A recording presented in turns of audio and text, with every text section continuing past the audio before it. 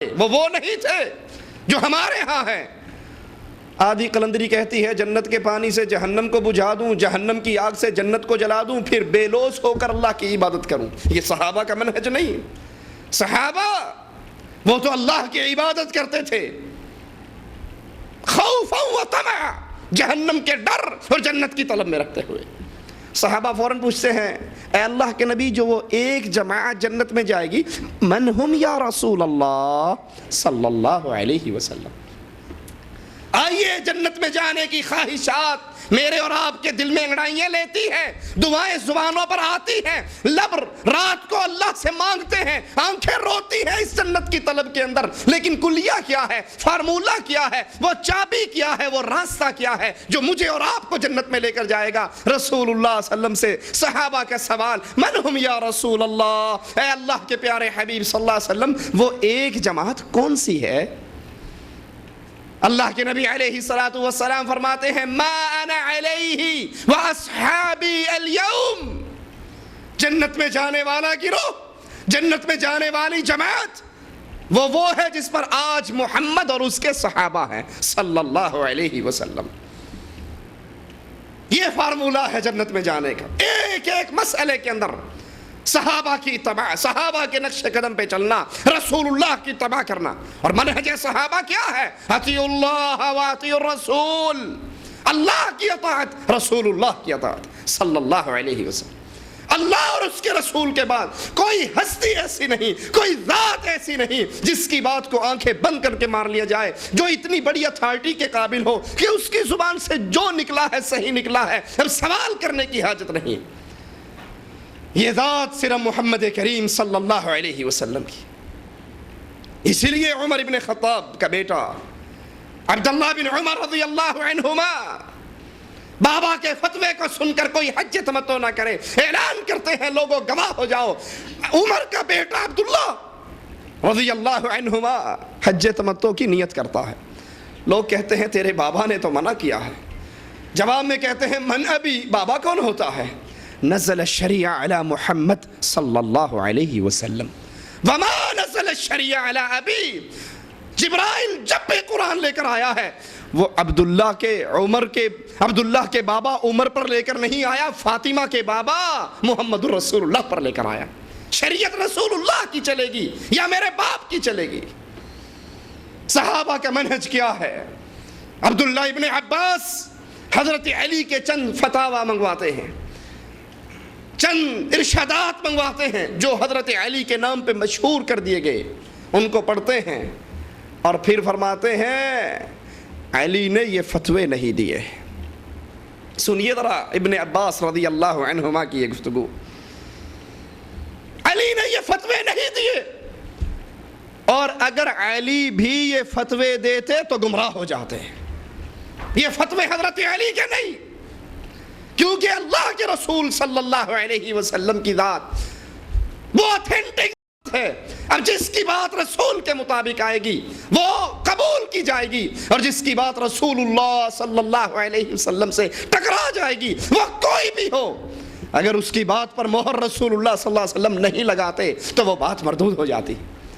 اسی لیے امام مالک رحمہ اللہ اعلان کیا کرتے تھے دنیا کے اندر ہر انسان کی بات قبول بھی کی جا سکتی ہے، رد بھی کی جا سکتی ہے، لیکن جو یہ قبر کے اندر محمد کریم صلی اللہ علیہ وسلم سو رہے، اس صاحب قبر کی کوئی بات ایسی نہیں جس کو ٹھوکر ماری جا سکے، اس کی ہر بات کو قبول کیا جائے گا، ان کی کوئی بات رد نہیں کی جائے گی، کیونکہ یہ بولتے کب ہے وما ينطق عن الهوى ان هو الا وحی یوحى، آسمان سے وحی آتی ہے، رسول اللہ صلی اللہ علیہ وسلم کلام کرتے ہیں۔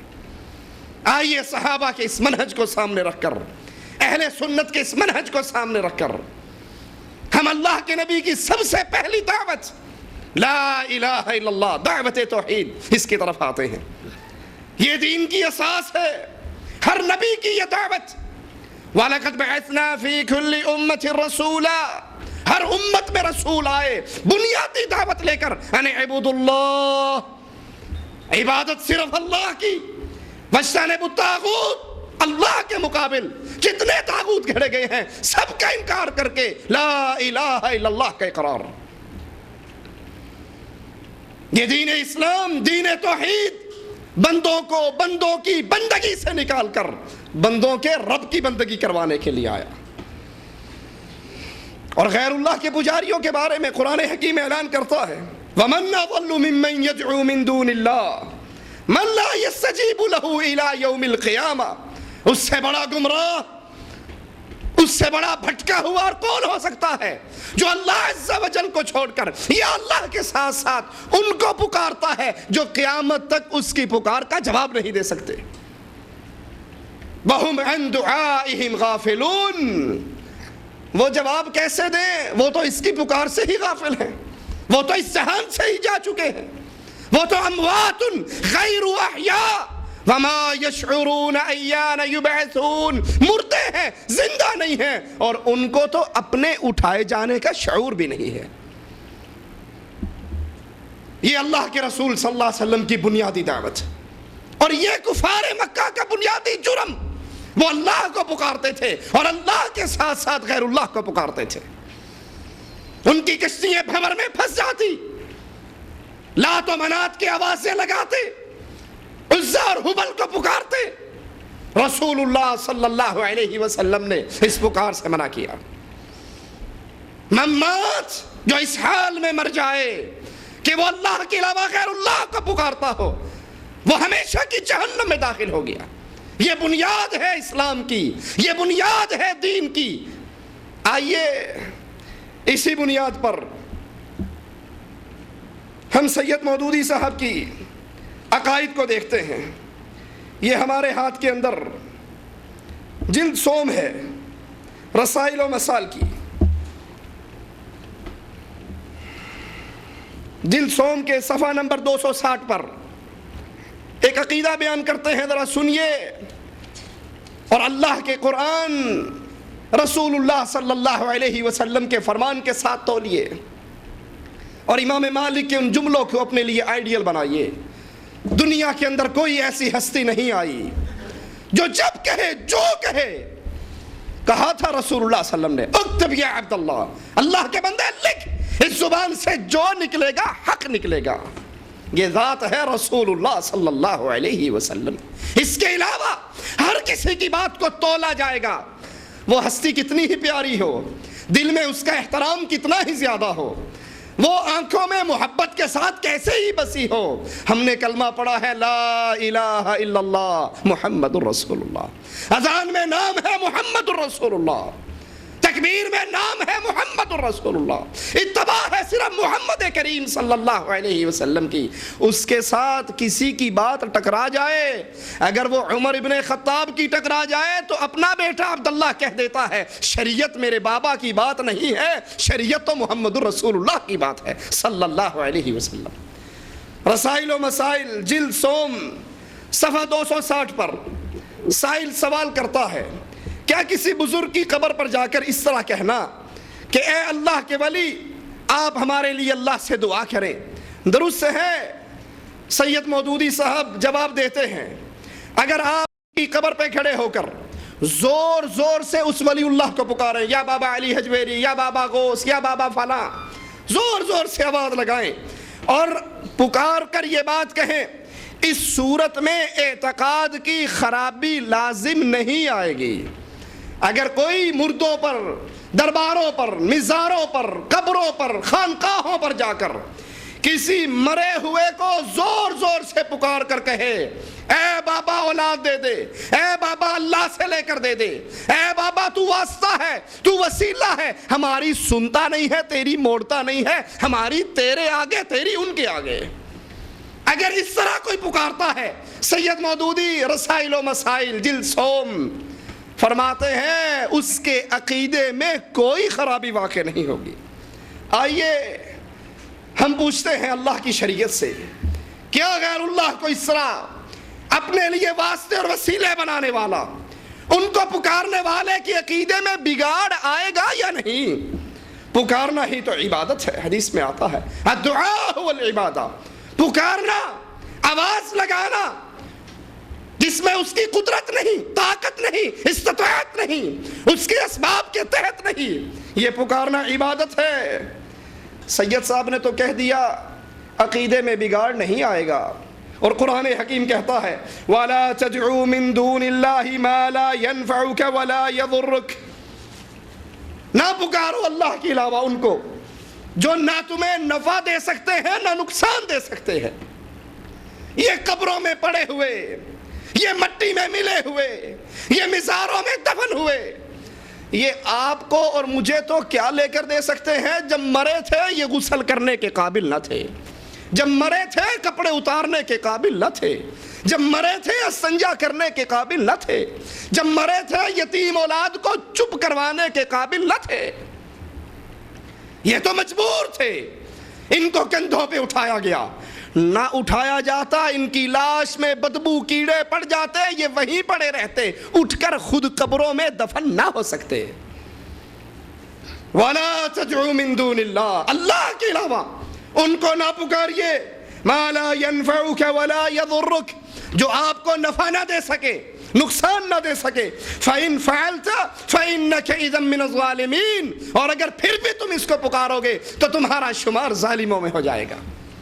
مالک عز و جل قرآن حکیم کی آیات کے اندر توحید کی دعوت کو کیسے کھول کے بیان کرتا ہے، سنیے۔ لَهُ دَعْوَةُ الْحَقِّ، سچی پکار کے قابل صرف ایک اللہ، یا اللہ مدد، سچی پکار ہے، اس کے علاوہ یا بابا یا پیر یا شیخ یا نبی یا علی یا ولی کی پکارے جھوٹ کی پکار ہے۔ لَهُ دَعْوَةُ الْحَقِّ، سچی پکار صرف ایک اللہ عز و جل کے لیے۔ والذین یدعون من دونہ، اور جو اس اللہ کو چھوڑ کر غیروں کو پکارتے ہیں، قبروں پہ کھڑے ہو کر کہتے ہیں ساڑیاں نہیں سندا، تیریاں نہیں موڑدا، ہماری تیرے آگے، تیری ان کے آگے، واسطہ اور وسیلے کے بغیر بات چلتی کہاں ہے؟ مالک کہتا ہے والذین یدعون من دونہ لا یستجیبون لہم بشیء، جو اللہ عز و جل کو چھوڑ کر غیروں کو پکارتے ہیں وہ ان کی کوئی پکار نہیں سن سکتے۔ الا کباسط کفیہ الی الماء، ان کی حالت ایسی ہے جیسے پیاسا کنویں کے کنارے پہ کھڑا ہو جائے اور کہ پانی میرے منہ میں آ جا۔ پانی پیاسے کے پکارے جانے پر خود بخود اس کے منہ میں نہیں آ سکتا۔ یہ عقیدے کا بگاڑ ہے۔ قرآن حکیم کے اس اور مقام پہ غور کیجئے، وَمَنْ أَضَلُّ مِمَّنْ يَدْعُو مِن دُونِ اللَّهِ، اس سے بڑا گمراہ کون ہے جو اس کو پکارتا ہے اللہ کے علاوہ؟ مَنْ لَا يَسْتَجِيبُ لَهُ إِلَى يَوْمِ الْقِيَامَةِ، جو قیامت تک اس کی دعا اور پکار کو سن نہیں سکتا۔ وَهُمْ عَنْ دُعَائِهِمْ غَافِلُونَ، وہ اس کی پکار سے غافل ہیں۔ وَإِذَا حُشِرَ النَّاسِ، لوگ کہتے ہیں یہ آیات بتوں والی اٹھا کر ہمارے پہ فٹ کرتے ہیں، یہ بتوں والی آیات نہیں۔ وَإِذَا حُشِرَ النَّاسِ، کیونکہ بت تو اکٹھے نہیں ہوں گے، اکٹھے تو انسانوں نے ہونا ہے۔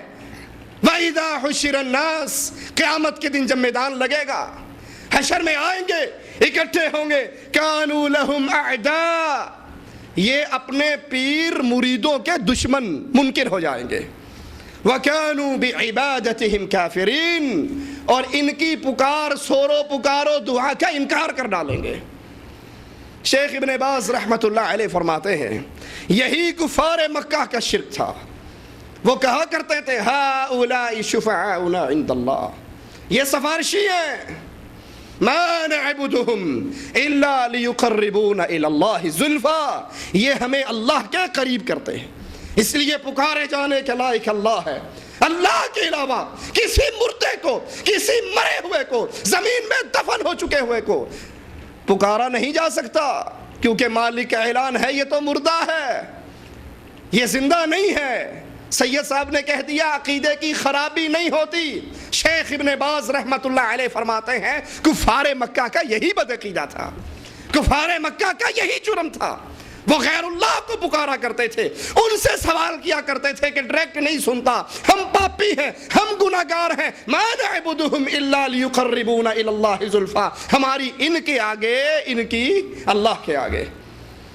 قرآن حکیم ان کے بارے میں اعلان کرتا ہے وَيَعْبُدُونَ مِن دُونِ اللَّهِ مَا لَا يَضُرُّهُمْ وَلَا يَنفَعُهُمْ وَيَقُولُونَ هَؤُلَاءِ شُفَعَاءُ